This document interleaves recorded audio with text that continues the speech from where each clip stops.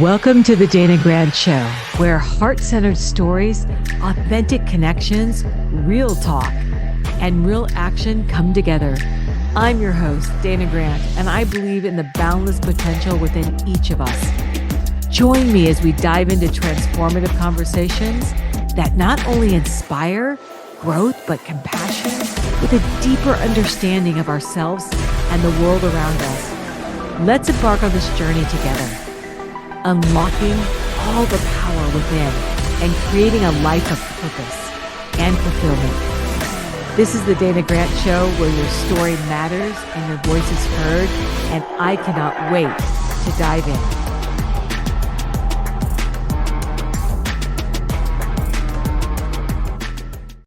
Welcome to another transformative episode of the Dana Grant Show. I am here today with René Rodriguez. He is a leading authority on leadership and influence. René's insight into personal development and resilience are not to be missed. I am so excited to have you here today. And I really love how I'm looking forward to this, discovering how to reframe rejection as a stepping stone to success. This is talking my language. I'm so excited to spend time with you today. Welcome, René. Well, thank you for having me. I love, and back at you. I love that you have a show. You have all the essence of a show, and it's been a delight even just reaching this moment of us getting here. So it's an honor to be here. Yeah. Welcome. So, I think when I read this and going over and just researching you, what came out the most and what I wrote down was, I really want to know, and I always look at what advice the keynotes can we give someone? But what I really stood out the most, René, was how can individuals reframe rejection in a way that promotes personal development and then resilience with it? I mean, that's like a double whammy. We're asking for a lot. Well, rejection, there's certain things that are unavoidable in life. I mean, difficulty is unavoidable. Doing what you want is going to be hard. And also not having what you want is hard. Yeah. Rejection is also, in the pursuit of anything good, is part of the journey. There isn't a single movie, a single person that we've loved that said, hey, from the age of 2, everything worked out for me, and here I am on top of the world.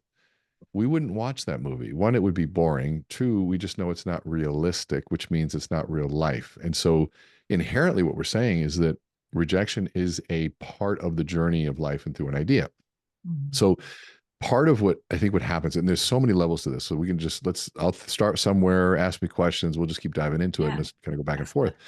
But part of the process of rejection is understanding that maybe there's iterations that are needed, right? There's a beauty in saying, okay, this is how, if you're in sales, you choose the frame of every rejection is a request for more information. So that's one way of just getting your mind around saying, well, maybe I didn't give them enough. And then we go, okay, so maybe an idea is it's a rejection because maybe it's too far advanced that they can't understand how this works, or maybe it's too scary. But then the reality around rejection is a lot of us, we set ourselves up for rejection by having hidden agendas. And so if we think about it from that perspective, so you look at the courtship relationship, a man approaching a woman, and, hey, you think brown shoes or black shoes go better with this? And immediately, this has nothing to do with brown or black shoes. There's a hidden agenda there of wanting to get to know somebody. Now, what's fascinating about that is that it immediately sets me up as a passive manipulative liar, where I have this other thing. Now, if there's other things involved and it was, done in jest, and maybe it could be seen as cute or whatever, but if I don't have much else to offer physically, it's probably felt as a passive manipulative lie that you just want to talk to me.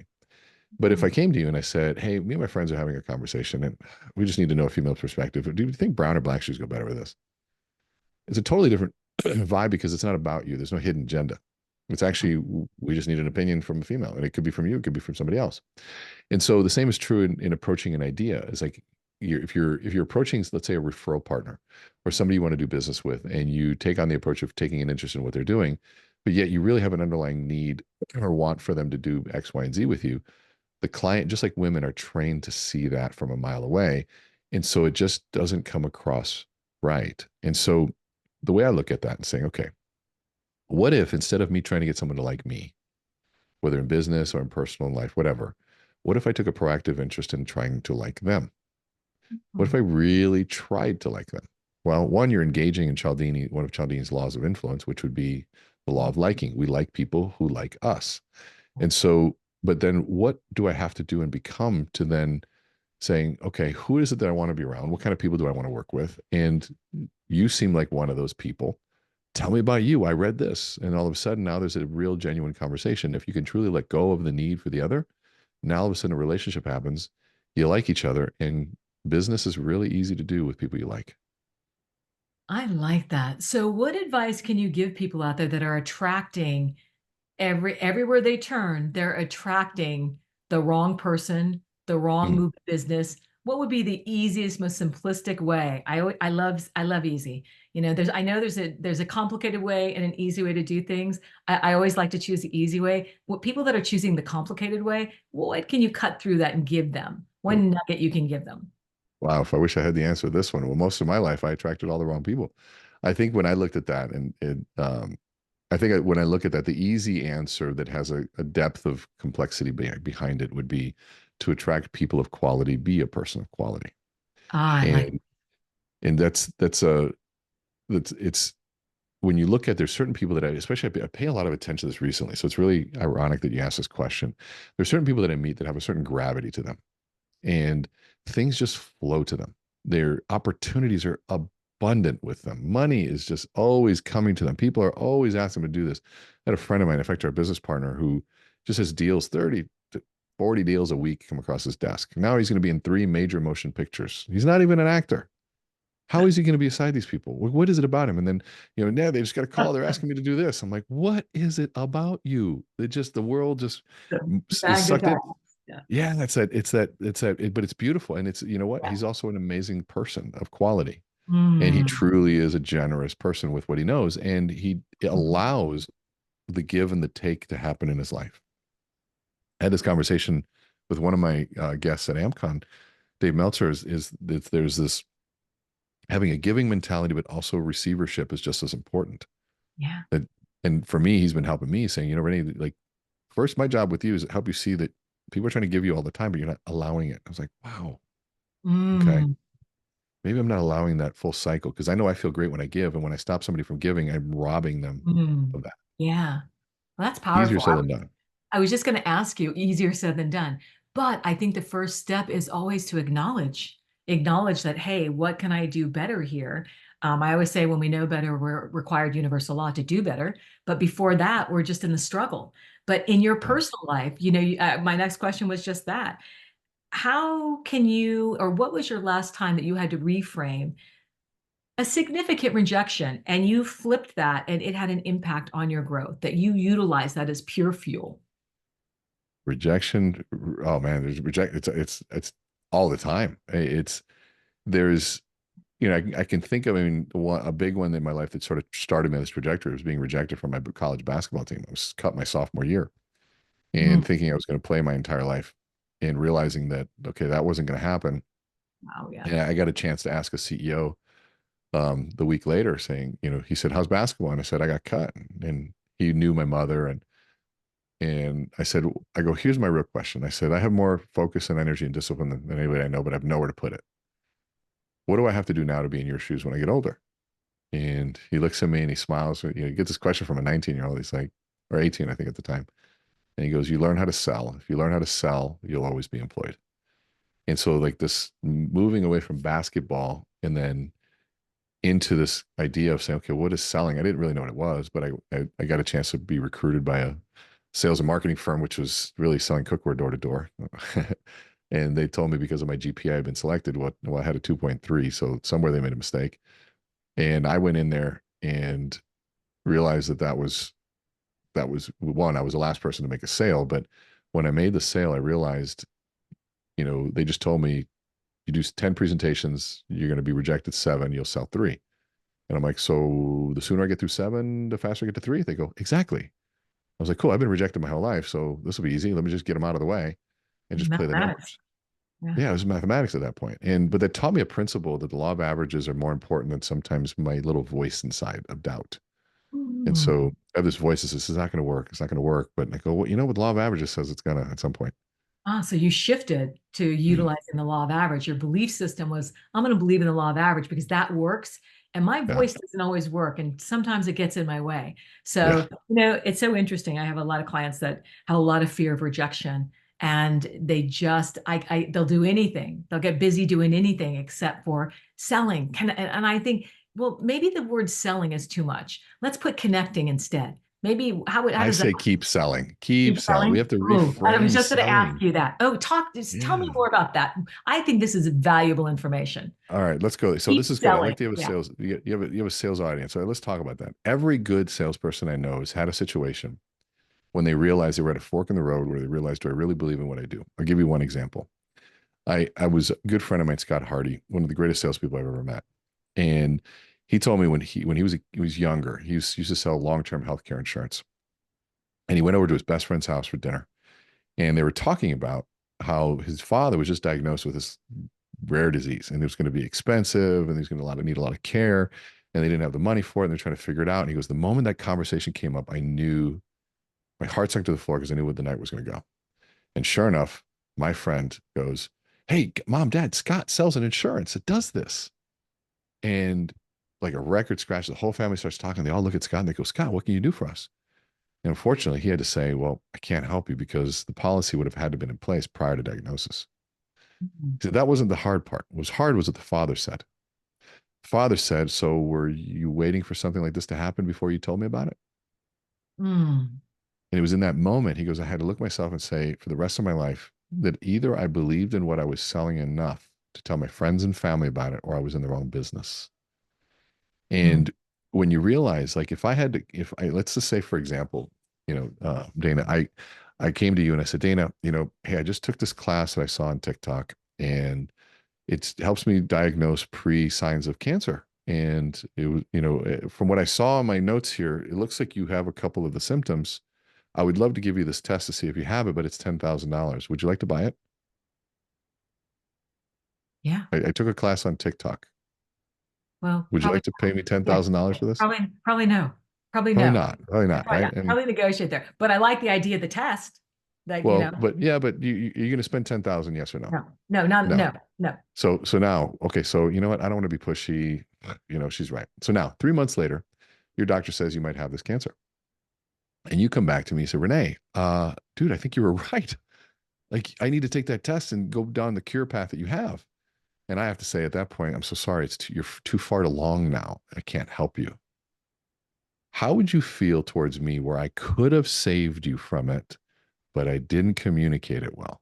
How are you feeling towards me? Resentful, Resentful. anger. Like, Yeah. why didn't you sell me harder? Why didn't you push a little bit more? And I call it, why didn't you care enough to be unreasonable with me? Oh, why didn't you care enough? I love that. And and then you look at that and you say, to me, here's what it comes down to. If you sell a product and you know that you're doing something good and you know that what you're selling offers a real solution, then you have an obligation to learn how to present it as best as humanly possible so people can at least hear the real story, the real value proposition, meaning I'm proposing this value in exchange for the value that you're offering, usually is money or time.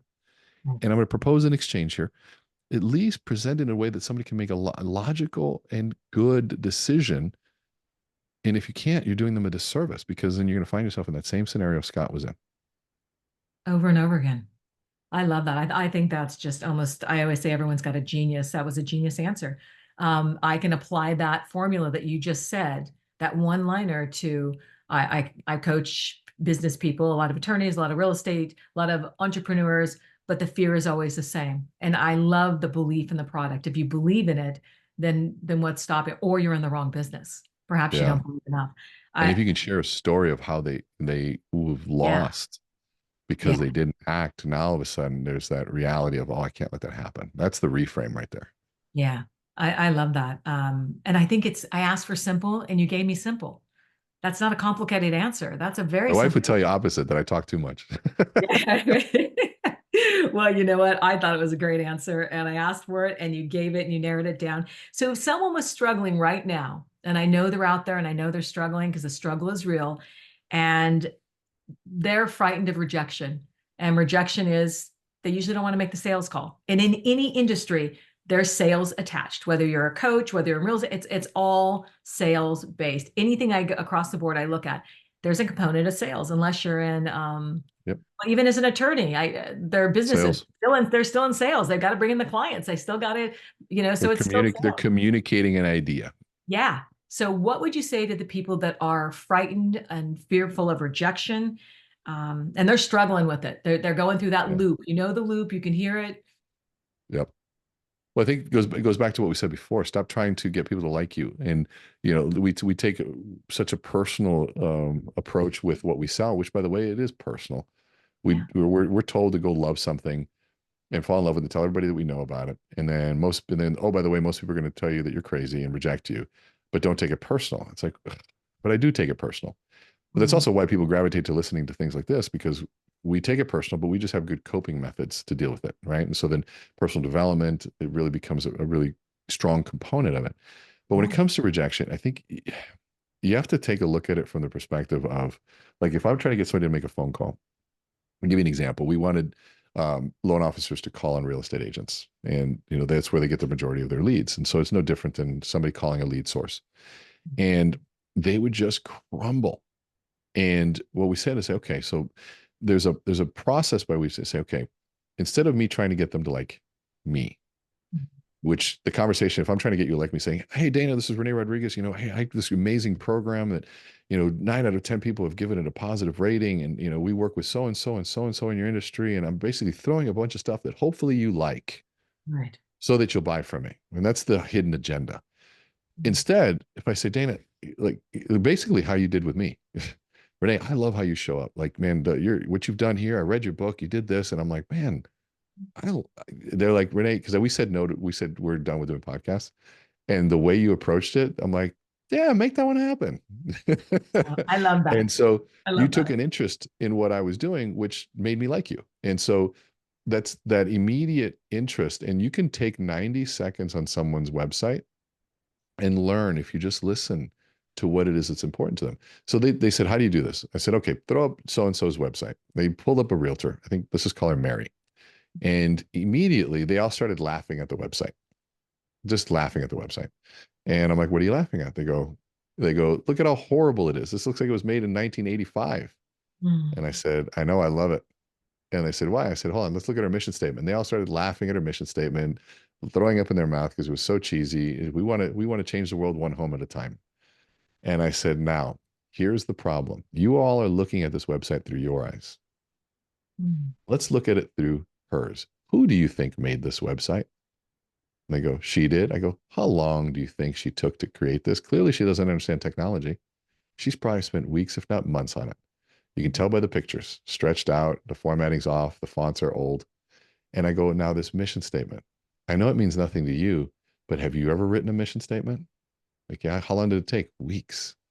So those words mean something to her. To my eyes, they don't mean anything. But now I call and said, Mary, this is René Rodriguez calling with Acme, so and so and so and so. I said, I have to say that I saw your website and I saw your mission statement, and I'm so intrigued. You want to change the world one home at a time? May I ask what that means and how you do that? This is my first call. I took an interest in her. And she goes, oh my gosh, she read it. She goes, well, my mother was in real estate ever since I was a kid. So I grew up watching her do this. And unfortunately, I lost her last year to cancer. And Mhm. she would always tell me that every time we put somebody into a home, their life would completely change forever.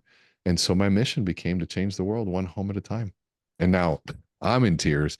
All Yeah. the people in the audience who are laughing are in tears because you just fell in Yeah. love with Mary.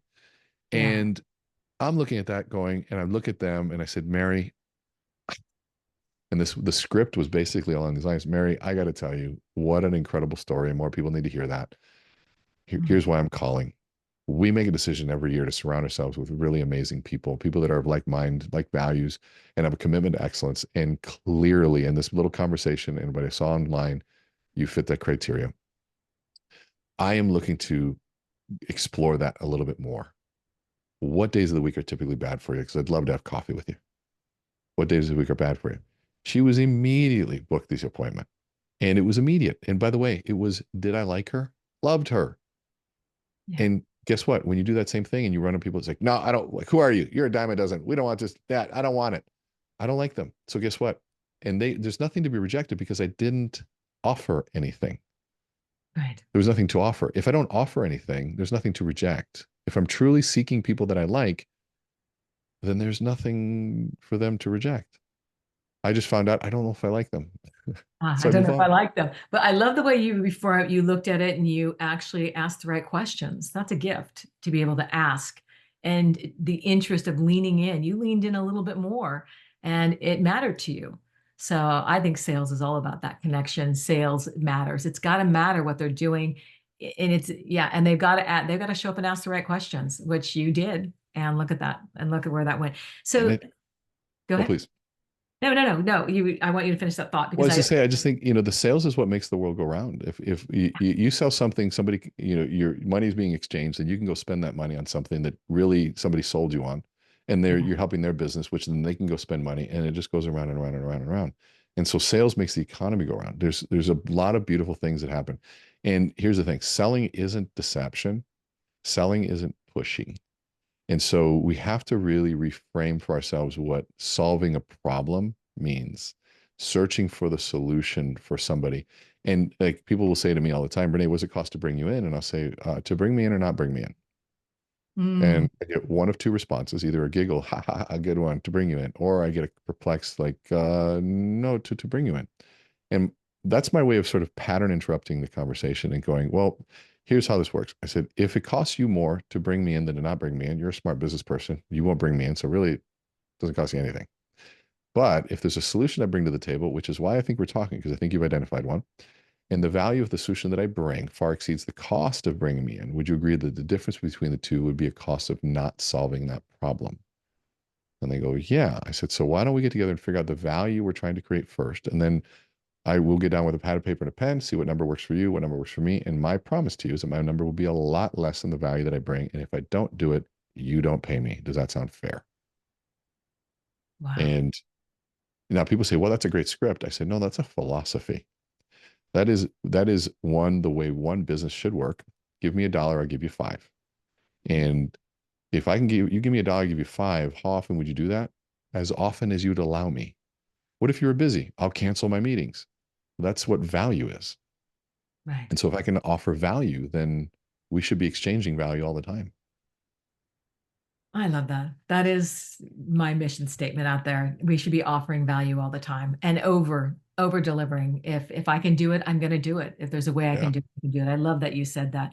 So, what are some daily practices, perhaps habits, that you can recommend for continuous personal development in this area? Because I think this area is big and people get really scared around the sales word. And I think Yeah. that so many people out there need to eat, I mean, they need the information. And I think the reframing rejection, I need to actually reframe that and put how to call in more sales and be abundant in your life, because that's really what this is how to Mm. cut through the noise in your head that you've created from past stories, someone else's stories, whatever it is.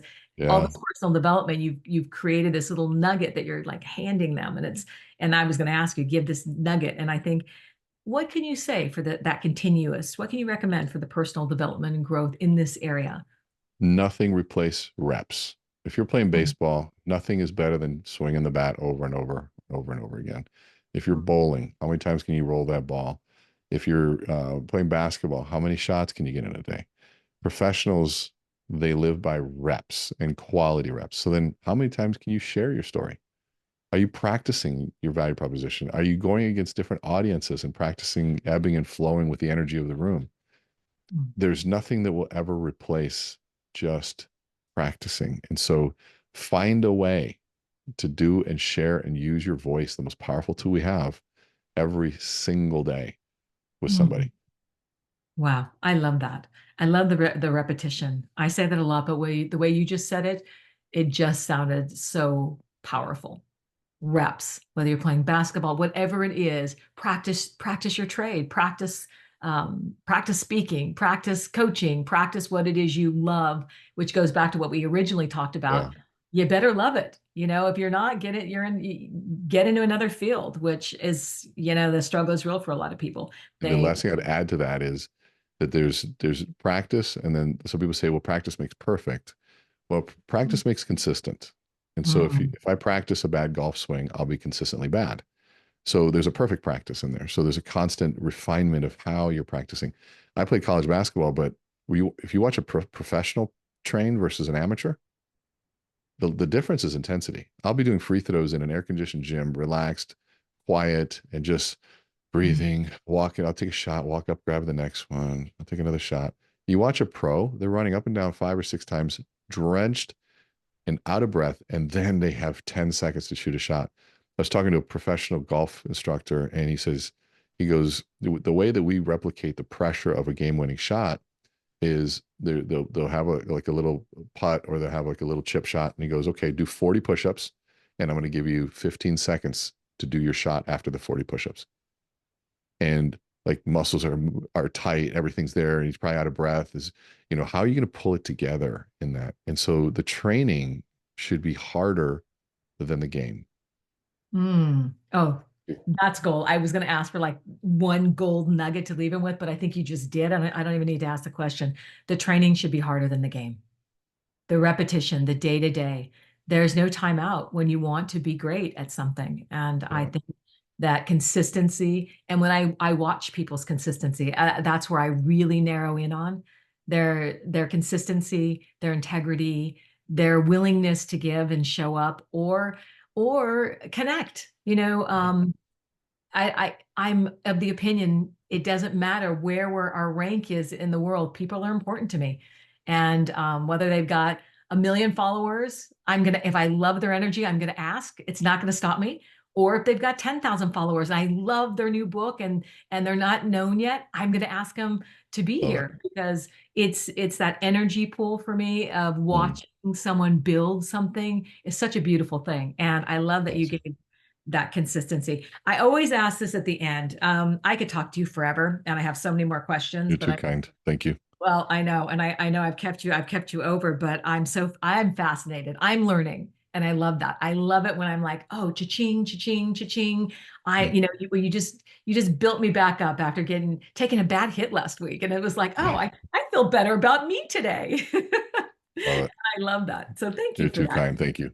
Well, I always leave with this last one as I wrap up, and I ask everybody on this show is what feels like love in your life right now? I think rerouting energy through our heart energy, out of our ego energy, it's kind of a feminine, masculine balance, but it's kind of what feels like love in your life right now. What do you love in your life right now?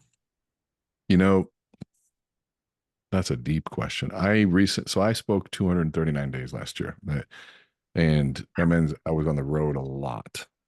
Yeah. And I came back about 8 weeks ago, and after a 5 day trip, and no one was at the door to greet me. Mm, And the kids didn't come running up. My wife wasn't there excited. And I was like, hello. I just got back after 5 days. They're like, oh yeah, welcome back. And then, okay, kids, get in the car. I'm like, car, where you guys? Well, we have baseball. I'm like, I just got back. yeah. And she looks at me and she says, honey, like life goes on even when you're on the road. Like we still have to live. And it was like crushing blow, realizing at that moment, like we had been in harmony about my travel up and I realized that moment, because I don't believe in balance, I believe in more harmony. You Yeah. play a I tune, read I play that. a tune. Yeah. Yeah, we both play a tune that sounds good, but this was not harmonious anymore. And so I said, okay, I go, we're out of tune. I go, I'm gonna cut my travel by 80%. And she looks at me and she's like, you can't. We need the gigs. I go, I'll reinvent. I always reinvent. Yeah. And I go, it starts now. And I've I've said no to 32 events in the last 4 or 3 weeks. Yeah. Wow. And I have been home. We traveled once together. I did one night without them, an event I couldn't do. This has been over 8 weeks now. I give up scrolling on Instagram because I looked at how much time that took on Instagram, TikTok, and LinkedIn, all that sort of stuff. Yeah. And I have my team do all that now. So the love for me is being here at my baseball games, the night routines with the kids, being in bed with my wife at night instead of a hotel room. Yeah. Just the quality time of finally being really present. That's been love for me. Oh, I love that. I mean that. I love, and I know what's next for you. I see you're already, I can see the wheels of the just reinventing already of what you're going to find and build that in, because I believe that what feels like love for us is that nucleus that we build everything out of. Yeah. And thank you for sharing that, Renee. It has been such Yeah. an honor to have you today. I can't Thank wait to you. see you at the Success Summit and the Unstoppable Success Summit in April of 2025. I can't Looking wait to see forward you to in it. person. Yeah, it's Well, going to be thank you great. for To having me. decide you're not going to You be have, there. you asked great questions and this was fantastic. So thank you so much. I appreciate being on your show. Well, you've been terrific and to have, and I know this is of great value to my audience and to everybody. I can't wait to get this session out there. It's going to be awesome. Thank you. Thank you so much. Thank you.